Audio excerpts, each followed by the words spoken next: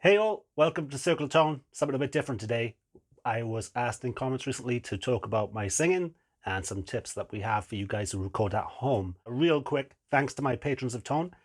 We have Anton B, we have Marek M, and the Ultimate Savage, Richard P. Thanks guys, you keep these speakers going. For all details on how to support this channel, description is below. You guys are amazing. If you want to be a new patron, $7.99 and above, you get this bumper pack of individual stickers and such. Singing tips for you guys who record at home. This is not the obvious way to get information on how to sing because this isn't a singing lesson. This might actually help you to avoid pitfalls of what you do when you do take lessons. Number one, sickness. Seriously, some of the best recordings I've ever done has been with me using my sickness. You don't even have to be sick. If you just get up first thing in the morning and go straight to the microphone and start recording something deep, it's going to have an expectorant in your voice. Where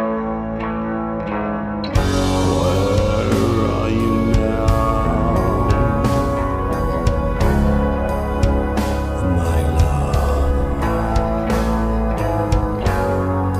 my sweet one?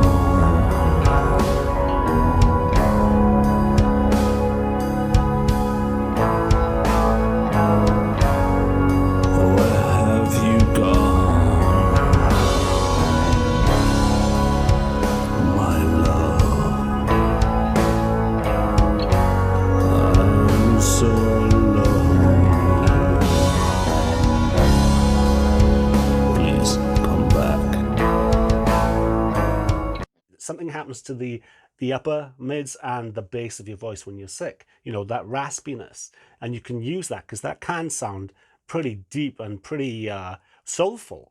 If you are hungover, go and sing something low. Just in the movie industry, people do it. The lady who did the voice over in The Exorcist, one of the most terrifying voices ever put to film, she did all that. She was gargling eggs, smoking too much, going in hungover to crap, and the first things that would come out of her mouth would be her pretending to be this demon. Well, I finally came up with something that worked, and it's what's on the soundtrack. When I was little, I had bronchitis. I've had it all my life. And I wheezed, and do wheeze when I get into attack of it. So really what you hear with the demon, let me do it for you now. When the demon breathes, this is what you hear.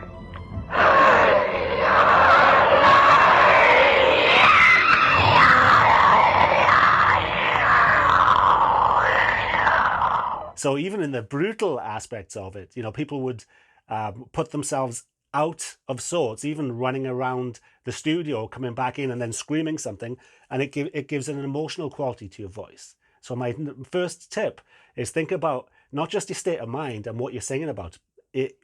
How is your actual voice? Like one of the best things that happened to my voice recently was I actually smashed my face in the 90s in a mosh pit. A stage diver, pretty much, I was in the pit and I ran into him as he was diving off, and the top of his head hit the bridge of my nose and smashed my face. So I had an 80% deviation, so I could only breathe out of 20% of my nostrils. So obviously it's almost as if you have a personal cold. But it would make me sing a certain way. That actually messed up my singing completely. So this is another aspect in the opposite end of the health tips. If you take care of yourself for proper singing, you know, for regular hitting notes and stuff, the best thing I did was have surgery. I only had it about 6 years ago, and it opened up all the nasal passages, and my singing got better overnight. So there's two ways you can look at it. One of them, if you have acid reflux, the acid will wash over your vocal cords. That'll kind of mess you up. If you have constant colds, you might think about irrigation, because if you use you don't have to buy the expensive stuff. You can just make your own, as long as you use pure water and salt and a little bit of, I believe it's baking soda, you know, look on Google for the amounts. Just spraying your nose twice a day really helps me avoid things like nasal infections, and it keeps your voice in check. Number two, actual break of your voice with emotion and passion, and going out of tune and in and out of tune.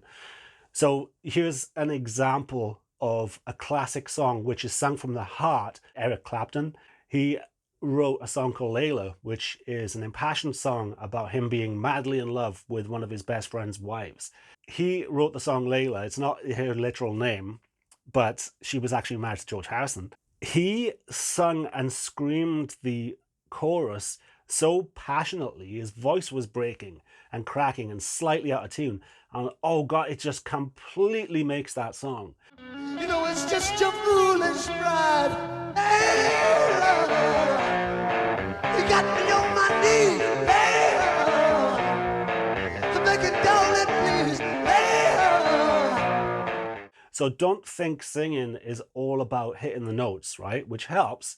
You have to know also feel it and portray it, and sometimes take risks. Don't think that you're stuck in this I'm a singer so I have to be correct all the time. Layla is part of the rock world, right? Regular rock world. But then you have things like heavy metal, say take Slipknot, where sometimes you can hear Corey gasping for air and breathing and struggling, and that makes the performance as well. They left all that in there, warts and all. all I've got is insane. All I've got is insane. So don't think that your performance only has to be on the money. And here's an example of me singing better because I was passionate about this. It's to do with my hero, Peter Steele, the singer Type O Negative, who passed away. And I was kind of getting slightly emotional while I was singing it because it was such a big deal to me. And I was actually sick as well. So this kind of tunes into it. But I purposely sang out of tune a little bit. And when you double track it, that adds a chorus effect. It's one of my favorite vocal performances that I've done. And only because I knew I could hear my own passion in there. And also I could hear me not worrying about the singing of it, I was actually going with it and feeling it. And that's very important.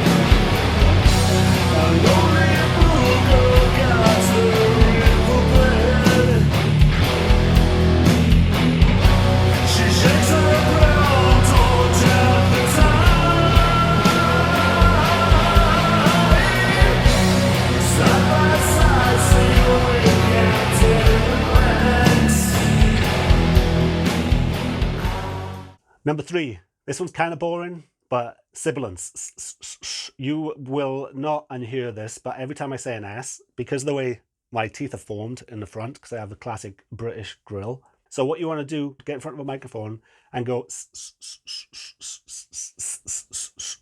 and sibilance. You can graph it out, right? So you'll have a wave file showing the peaks and the troughs. When you play that through, say, a VST that shows all of the frequencies pop in, like usually on EQs, every time you do that, you can narrow down those bands to where that S really pops and just take it down a little notch on the EQ. So that's it, a bit of a stream of consciousness about microphones.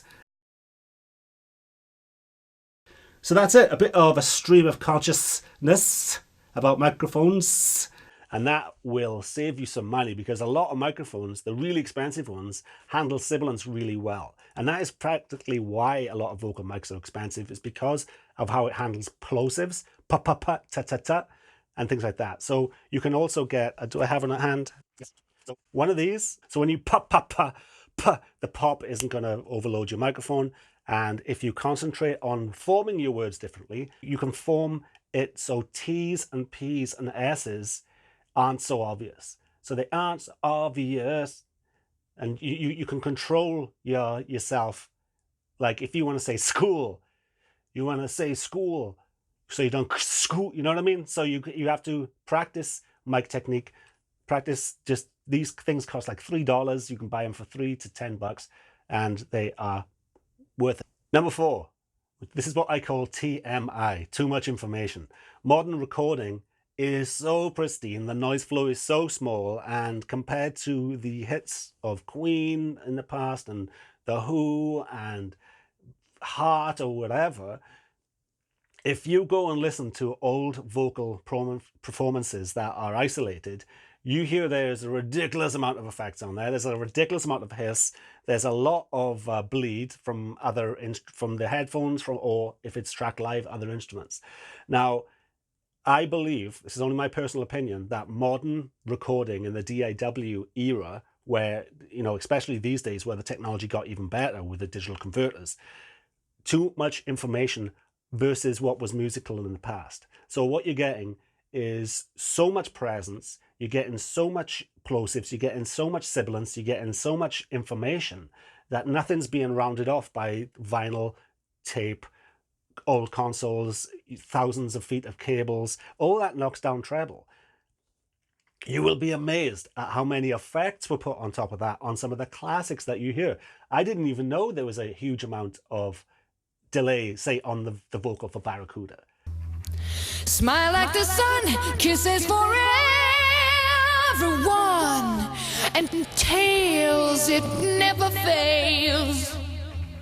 What I do is I actually mess up my sound. And here is a quick before and after of something I did on a My Dying Bride track, on how I would destroy the vocal and actually do manual destructive editing on the gain of it. So if you have compression, right, the old compressors would pick up lows and make it louder and take the louder ones and make them lower. I destructively edit all of my vocals. So if I have a vocal line, say if this is one part of it and the other part is small, I will actually select this little bit and add gain and make it as loud as this, unless I want dynamics in that particular part where it's a soft vocal. So we got Devil Lock and Little Plate. I wanted it to be really crystal clear, and it's pristine. It's clinical, but then you fuck it up with the Devil Lock. Devil Lock is my favorite distortion. So don't be afraid of, that's why I bought this. I have part of Racky Gervais is a lot of older gear, which has a lot of hiss, and it's not efficient, but it adds this beautiful, warm, cloudy, tapey type of thing to my music. And so if you can get even a guitar distortion pedal in front of a microphone, might be good. If you look at this quick clip, you can see me singing. She lives in a bungalow, she kills me with rose garden thorns. She waits for me. My love is unusual, it's painted with roses and thorns. With her I'm complete. She lives by the wall and waits by the door. She walks in the sun to me. She lives by the wall and waits by the door. She walks in the sun to me. Now, if you notice in the background, I have 2 microphones in front of me, and I have 2 tracks being recorded for 1 vocal. So why is that? I actually have my clearest mic, I have that going to 1 track, and I have my tube mic, which is it's got this nice silky distortion on top of it for my main vocal. And my main vocal mic is going through the usual an EQ and compressor. Don't put much EQ on it, to be honest, but I do compress it. But the other microphone is going to be just nothing but effects. I'm going to put my delays on there, my doublers, my distortions, my all sorts of stuff. So I have 1 microphone that is just dedicated to the effect of it, and I've had good results with that. So I haven't just copied the, the one track and then put effects on that. I've got another microphone. It just adds dimensions, it adds flavors, it adds something different to what the average person is doing. So the failed model, an SM7 being screamed into, then afterwards added compression and limiting and all the rest of it, that's a failed model, because nobody is really invested, not just talking about buying music. People aren't really invested in modern metal and rock like they used to be.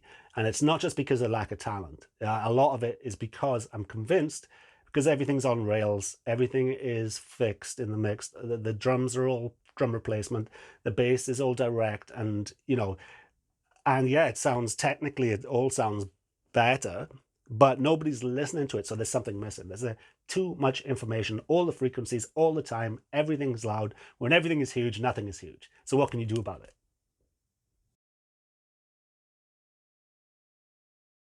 Go nuts with harmonies on choruses, and also doubling up vocals. To make emphasis on some parts of a line, you can double track it and just put it like a slight bit underneath.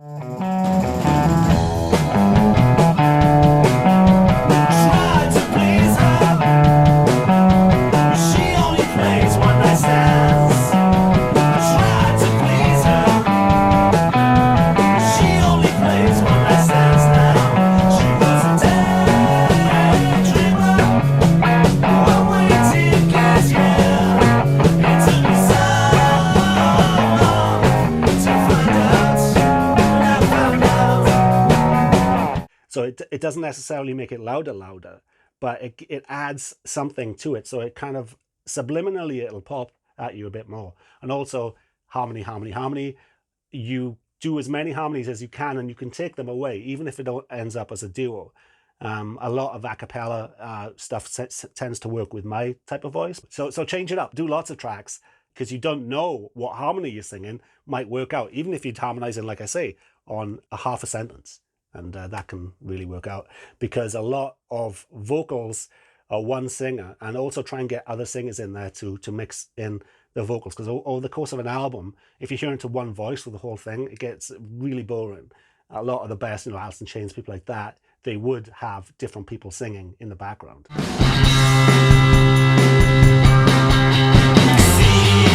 Don't ever set me free.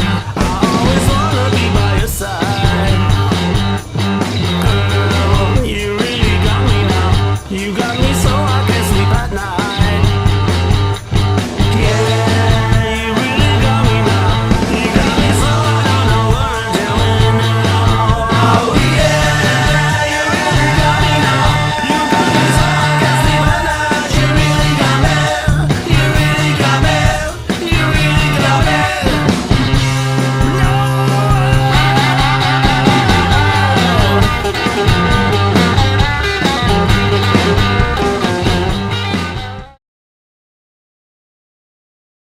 Sometimes if you have an amazing groove and the band are going at it, sometimes you don't want to overdo it. Ozzy was great at that, where he wouldn't put huge vibrato into his music, into his vocals.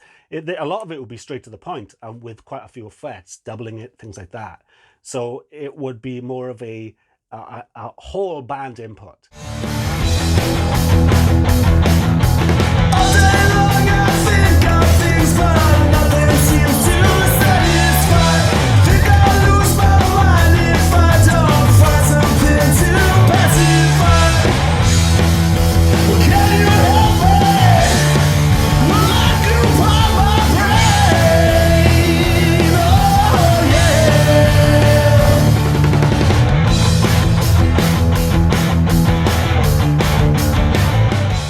Think of the song as the vocals are the most important part. The melody of the vocals is the most important part. The actual song, the chorus, can you sing along to it? Can you wave your beer to it? Does it get you going?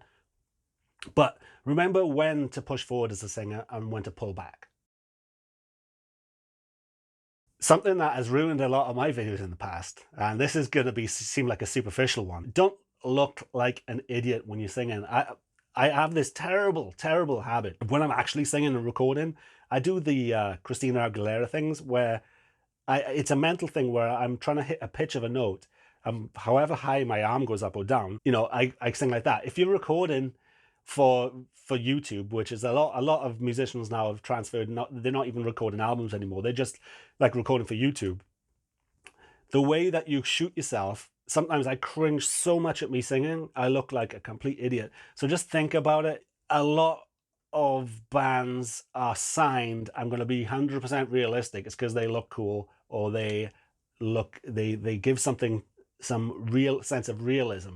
And if you have me trying to be Mr. Rock and Roll doing it, it's like so embarrassing. Even when I hit the notes perfectly, I actually had to, full disclosure, it was so lame when I was singing Are You Gonna Go My Way? I couldn't use that footage. I had to re-record it again, and I dropped in a few pieces where I used the old vocal because the old vocal was so good, but I had to record myself again, and I did put some of my vocals in there, but I just couldn't. I couldn't look at myself. When I was born long ago, I am the chosen and the one. When I have come to save the day, and I won't leave until I'm done. So that's why you got to try, you got to breathe and have some fun. Though I'm not paid, I'll play the game, and I won't stop until I'm done. But what I really want to know is, What am I doing? So yeah, the first bite is with the eye when it comes to music. Now, most music is going to be consumed, if you're not driving, is going to be consumed with the eye on. You know, you're going to have your headphones on, you're going to be in front of the TV, you know, with your app, with YouTube, and you're going to be looking at some guy singing, and that, I'm telling you, a lot of metal is laughed at because of the cheese factor. And speaking of the cheese factor, on to the next one. Speaking of cheese, the big one for metal, especially for metal, is the overdoing of vibrato. The most beautiful vibrato that you hear in pop and rock and the rest of it, people like David Bowie would be amazing at this. They would sing a line, okay, and they wouldn't put vibrato on the whole thing. Obviously on some they do, but if you do sing, I'm just going to do an example where you go ah. Now if you put vibrato in that ah, all right, if you put a lot of it on that ah. Now the best way to do it, because I've studied everyone from Elton John to Michael Jackson to all sorts of people, and I've noticed something, Nielsen, I've noticed something that a lot of them have in common, where they'll hold a note and put little bits of vibrato in the middle or the end. Not usually both, but so you go, ah. So you don't hit vibrato on the whole thing. Think of it, of the words as well. Change words if it helps you to sing something better, even if it's a good lyric. The vocal is just as important as the lyric.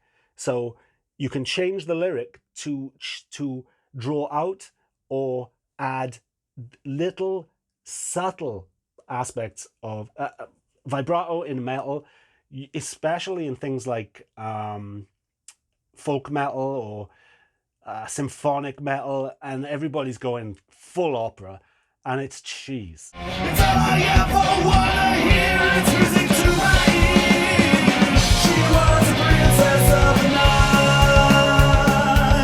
I saw her riding on the wall.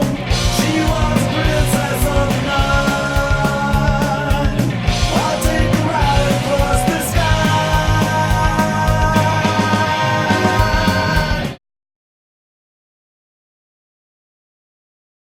For here am I sitting in a tin can, far above the world. Planet Earth is blue and there's nothing I can do.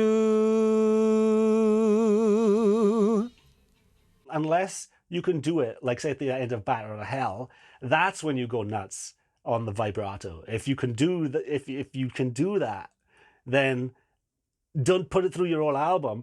put a big full stop on something. So that's watch out for the cheese. A lot of how to sing videos make me cringe a little bit because it's like how to be cookie cutter.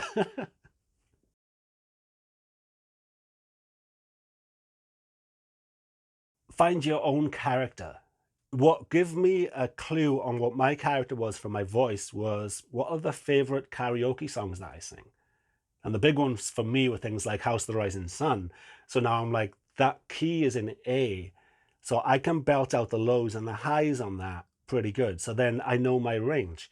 So I started changing my songwriting to be more within my natural range, which I could hit easily to play live, but also could give me room to impress with the basics. So the basics of my tone, my voice, my range. I want to make sure that you don't keep on playing everything in A, because then that'll get boring. But this is a two-pronged attack, okay?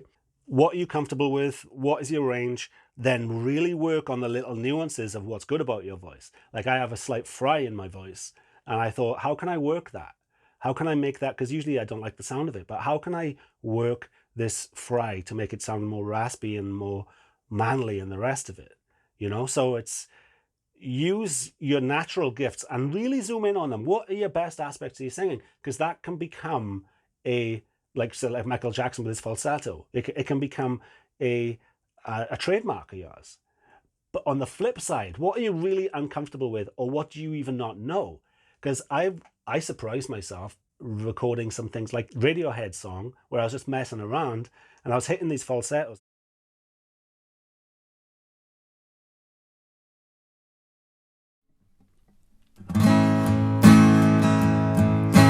Welcome to Circle of Tone.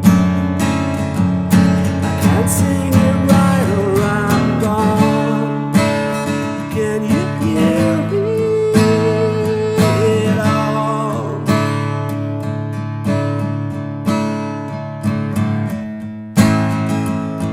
I sound more like the stereophonics. Probably because I'm Welsh.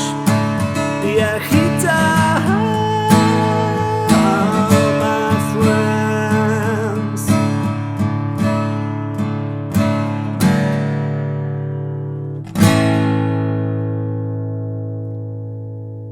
Welcome to Circle of Tone.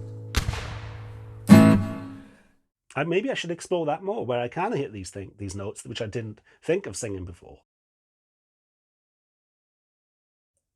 A lot of the greatest singers weren't even singers. Like the singer of The Damned, he only got the gig because he looked cool. He looked like somebody pointed at him and said, "You look like a singer, come and join my band." He'd never sung before. We didn't know he could sing Eloise the way he sang.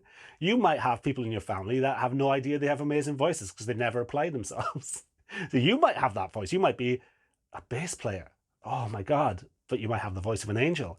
So you can become a real musician and put down the bass and, become... All right, chaps. You guys have been awesome. If you can help out the channel through Patreon or just go to Circle of Tone, pick up a t-shirt, my pedal. I have my own pickups out. All right, chaps, you've been great. I've been Owen. Circle of Tone.